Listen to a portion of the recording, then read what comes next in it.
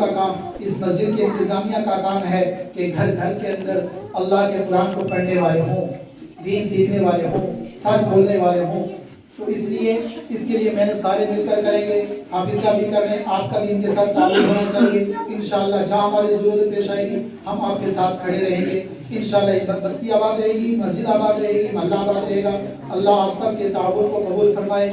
جو لوگ اس وقت اپنا قیمتی وقت نکال کر آئے ہیں، اللہ ان سب کے وقت کو قبول فرمائے اور ان کے لیے آخرت میں نجات کا ذریعہ بنائے۔ جن حضرات نے اس وقت ان کے بچوں کے اس انعامات کے اندر یا کھانے پینے کے انتظامات کے اندر اپنا تعاون پیش کیا ہے، اللہ آپ کو بہترین بدلہ عطا فرمائے، اجر عظیم عطا فرمائے، آپ کے لیے صدقہ جاریہ بنائے۔ اور جن بچوں نے اس وقت یہ قرآن یا سنایا یا پڑھا یا پڑھ رہے ہیں یا پڑھا رہے ہیں، اللہ ان کے پڑھنے اور پڑھانے کو قبول فرمائے، ان کی محنتوں کو قبول فرمائے اور ہم سب کے آنے کو قبول فرمائے۔ اگر ہمارے آنے کی وجہ سے اس بستی کے اندر کوئی شر ہو سکتا ہے، اللہ اس شر سے پوری بستی کی، پورے علاقے کی حفاظت فرمائے۔